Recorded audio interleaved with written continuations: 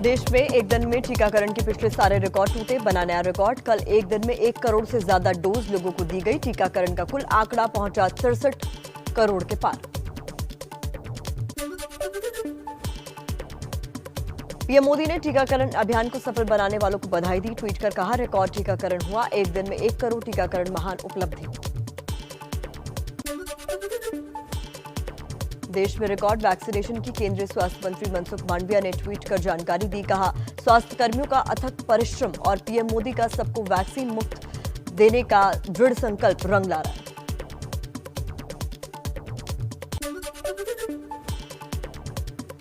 Maharashtra teacher federation ने ABP news से कहा, 5 सितंबर तक राज्य के सभी टीचर्स का वैक्सीनेशन होना नामुमकिन। सभी जिलों के कलेक्टर को भेजा गया है सरकारी सर्कुलर, जिसमें सभी वैक्सीनेशन के लिए 5 सितंबर की समय सीमा तय की गई है।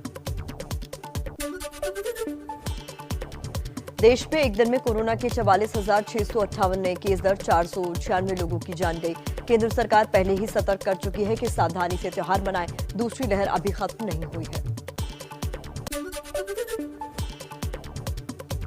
केरल में काबू में नहीं आ रहा कोरोना, लगातार दूसरे दिन 30,000 से ज्यादा नए केस आए, 162 मरीजों की मौत। राज्य सरकार ने कहा, बाहर तो बाहर, घरों में भी मास्क लगाकर रहे लोग। दिल्ली में लगातार दूसरे दिन कोरोना से नहीं हुई एक भी मौत, 24 घंटे में 46 नए मरीज मिले। एक्टिव केस अभी सिर्फ 412। दिल्ली में 1 सितंबर से फिर खुलेंगे school college. Deputy CM Manish Sisodia का ऐलान, 1 सितंबर से 9वीं से 12वीं तक के स्कूल खोलने की इजाजत। दिल्ली के डिप्टी सीएम और शिक्षा मंत्री मनीष सिसोदिया ने कहा, बच्चों को स्कूल आने के लिए बाध्य नहीं किया जाएगा, अभिभावकों की सहमति जरूरी होगी, ऑनलाइन क्लास भी जारी रहेगी। डिप्टी सीएम मनीष सिसोदिया के मुताबिक दिल्ली में स्कूलों के लिए सख्त गाइडलाइंस जारी होंगी। कोरोना नियमों का पालन करना होगा, टीचर और स्टाफ को वैक्सीन लगवाना अनिवार्य होगा। मुंबई में अनलॉक के बाद फिर से बढ़ने लगे हैं कोरोना के मामले। पिछले 24 घंटे में 397 नए केस मिले, तो अब तक 128 डेल्टा प्लस वेरिएंट के मामलों की भी पुष्टि। मुंबई में फिर बढ़ते संक्रमण की वजह से अब तक 24 बिल्डिंग हो चुकी है सील। महाराष्ट्र के स्वास्थ्य मंत्री बोले, तीसरी लहर से लड़ने की पूरी तैयारी है। मुंबई की मेयर ने कहा, तीसरी लहर से बचना है तो लापरवाही बिल्कुल भी ना करें लोग। मुंबई में कोरोना टेस्ट के बाद फर्जी आरटीपीसीआर सर्टिफिकेट देने वाले व्यक्ति को पुलिस ने गिरफ्तार किया। 700 रुपए में बनाता था कोविड नेगेटिव की झूठी रिपोर्ट, 3 महीने से कर रहा था फर्जीवाड़ा। उत्तराखंड में भारी बारिश से तबाही, देहरादून को ऋषिकेश से जोड़ने वाली रानी पोखरी पुल टूटा। हादसे के वक्त पुल से गुजर रही थी कई गाड़ियां।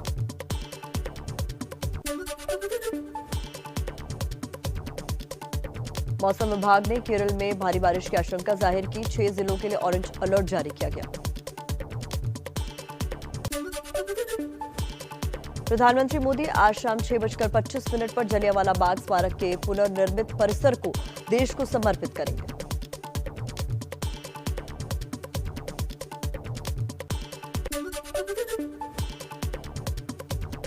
गृह मंत्री अमित शाह आज 3 दिनों के अहमदाबाद दौरे पर जाएंगे। कई विकास और जन कल्याण कार्यक्रमों में हिस्सा लेंगे। रक्षा मंत्री राजनाथ सिंह आज सुबह 9 बजे देश में बनाए गए निगरानी पोत विग्रह को कोस्ट गार्ड में शामिल करेंगे।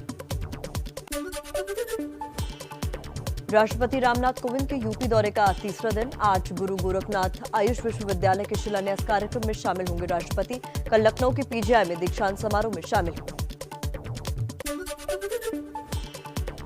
केंद्रीय वित्त मंत्री निर्मला सीतारमण के त्रिपुरा दौरे का दूसरा और आखिरी दिन, आज उदयपुर के त्रिपुर सुंदरी मंदिर में पूजा करेंगी। इसके अलावा कई कार्यक्रम। कल सीएम बिप्लब देब से हुई थी मुलाकात। दिल्ली के मुख्यमंत्री आज मयूर विहार फेज 1 फ्लाईओवर के क्लोवर लीफ का उद्घाटन करेंगे। दिल्ली और नोएडा के बीच सफर और होगा आसान। दिल्ली सरकार की कैबिनेट की आज सुबह बैठक बुलाई गई। सीएम केजरीवाल की मौजूदगी में हो सकते हैं कई अहम फैसले। छत्तीसगढ़ में मुख्यमंत्री को लेकर घमासान जारी। दिल्ली आकर फिर राहुल गांधी से मिले सीएम भूपेश बघेल। करीब 3.5 घंटे चली मुलाकात। पार्टी महासचिव प्रियंका गांधी भी मौजूद रही। राहुल गांधी से मिलकर भूपेश बघेल बोले, मैंने उन्हें सब कुछ बता दिया है। सूत्रों के मुताबिक कांग्रेस आलाकमान ने बघेल से 2.5 साल सीएम के फॉर्मूले का सम्मान करने की बात कही है। राहुल गांधी अगले हफ्ते 2-3 दिन के छत्तीसगढ़ दौरे पर जाएंगे। सीएम भूपेश बघेल का दावा, राहुल गांधी को विकास कार्यों को देखने के लिए न्योता दिया गया। छत्तीसगढ़ के 5 मंत्रियों समेत 55 कांग्रेस विधायक अभी दिल्ली में ही मौजूद। कल सभी ने पार्टी मुख्यालय में केसी वेणुगोपाल से मुलाकात की। प्रदेश प्रभारी पूनिया से मिलकर राहुल से मिलने का समय मांगा। छत्तीसगढ़ कांग्रेस के प्रभारी पीएल पूनिया फिर बोले, बघेल और सिंहदेव में कोई मतभेद नहीं, राज्य सरकार को कोई संकट नहीं। 2.5 साल सीएम के फॉर्मूले पर अड़े हैं टीएस सिंहदेव। छत्तीसगढ़ में सीएम भूपेश बघेल से नाराज चल रहे स्वास्थ्य मंत्री टीएस सिंहदेव का बयान, कहा पार्टी जो आदेश देगी वो मानूंगा। चलिए अब कुछ और सियासी खबरें पहुंचाएं तेज रफ्तार। पंजाब में कांग्रेस आलाकमान के फैसले के बाद भी सिद्धू बनाम कैप्टन जारी। प्रदेश कांग्रेस अध्यक्ष सिद्धू की धमकी, अगर फैसले लेने की खुली छूट नहीं मिली तो ईंट से ईंट बजा दूंगा। सिद्धू के बयान पर पंजाब कांग्रेस प्रभारी हरीश रावत बोले, उन्होंने जिस संदर्भ में ऐसा कहा है अभी नहीं पता उनको। अगर फैसले लेने की छूट नहीं होगी तो किससे होगी। पंजाब कांग्रेस प्रभारी हरीश रावत ने सोनिया गांधी से मुलाकात की। बोले, सभी लोग एक दूसरे को साथ लेकर चलने का प्रयास करें, एक दूसरे की भावनाओं का सम्मान किया जाए।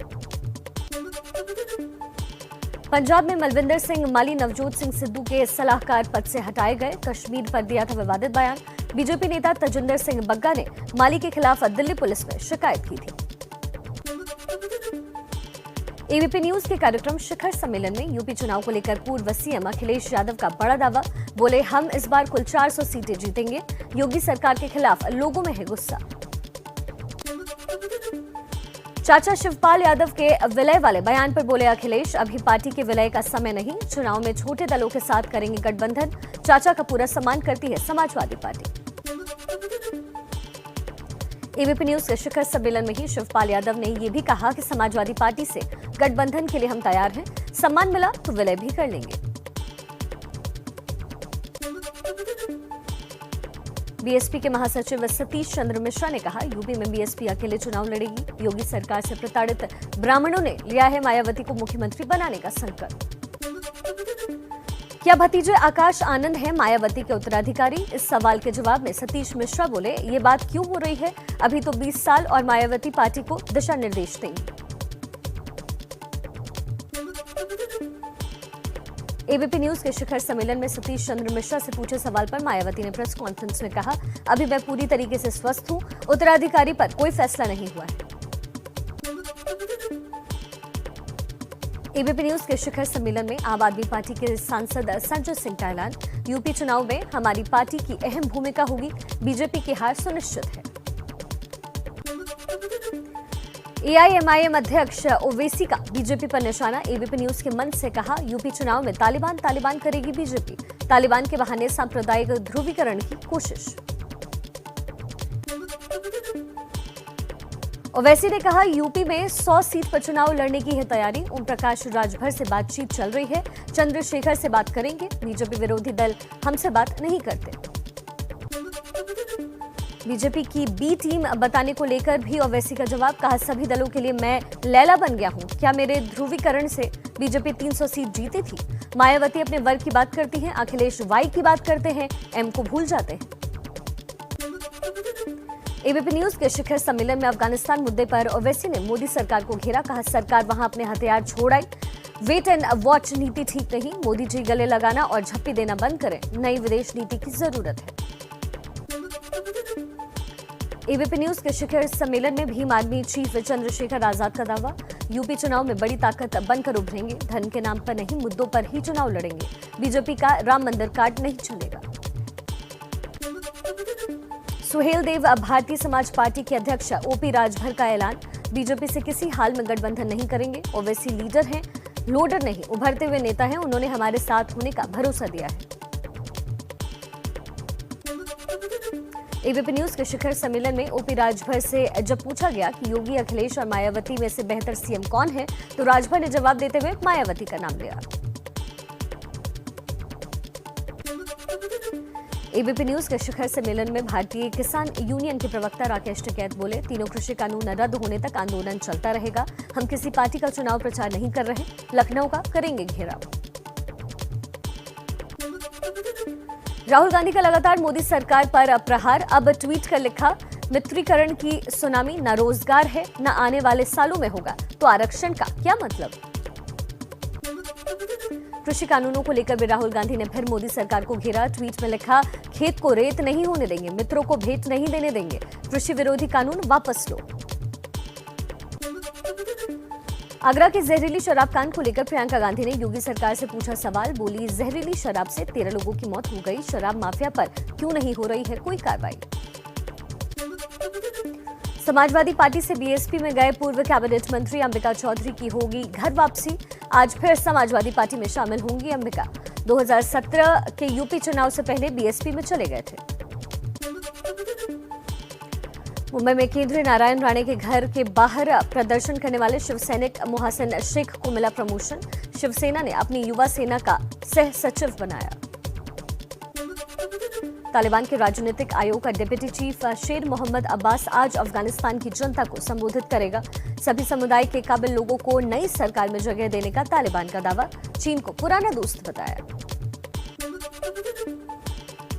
तालिबान का ऐलान, अफगानिस्तान के काबुल और प्रांतों के अस्पतालों की सभी महिला कर्मचारियों को फौरन काम पर लौटने को कहा गया। इस बीच तालिबान प्रतिनिधिमंडल ने वर्ल्ड फूड प्रोग्राम के निदेशक की अंतर्राष्ट्रीय मानवीय मदद की अपील की। पेंटागन के प्रवक्ता जॉन किर्बी ने कहा, काबुल एयरपोर्ट से लोगों को निकालने का अमेरिका मिशन 31 अगस्त की समय सीमा तक जारी रहेगा, अंतिम मिनट तक लोगों को निकाला जाएगा। काबुल एयरपोर्ट के पास आतंकी हमले को लेकर अमेरिकी रक्षा मुख्यालय पेंटागन का दावा, कहा हमले में केवल एक आत्मघाती हमलावर था, होटल के पास कोई दूसरा बम धमाका नहीं हुआ। काबुल एयरपोर्ट पर ब्लास्ट की जांच करेगा अमेरिका, सूत्रों के मुताबिक राष्ट्रपति बाइडेन ने सैन्य नेताओं को अफगानिस्तान में आईएसआईएस के खिलाफ अभियान शुरू करने का अधिकार दिया। अफगानिस्तान के काबुल एयरपोर्ट पर कल हुए धमाकों में 13 अमेरिकी सैनिक समेत 170 लोगों की मौत हुई। आईएसआईएस ने ली हमले की जिम्मेदारी, मरने वालों में तकरीबन 95 अफगान नागरिक। काबुल एयरपोर्ट के बाहर हुए धमाके में 3 ब्रिटेन के भी नागरिक मारे गए, इनमें एक बच्चा भी शामिल, ब्रिटिश सरकार ने दी जानकारी।